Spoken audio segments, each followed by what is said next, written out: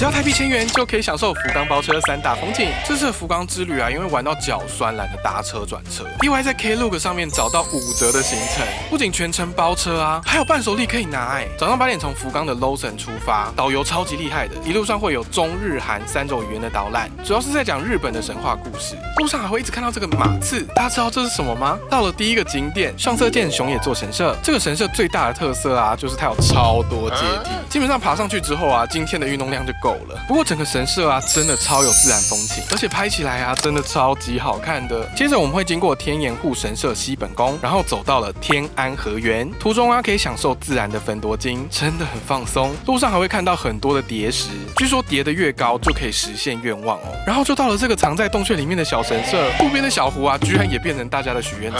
最后啊，我们到了由阿苏火山喷发形成的自然景观高千穗峡，会直接送我们到上游，所以行程啊都是向下走，非常好走。重点是瀑布的自然景观真的超美的，而且很好拍照，还可以提前预约划船。不过时间有限，建议大家看看就好。整个行程啊体验非常好。如果想要知道行程细节，底下留言加1，我传行程网址给你哦。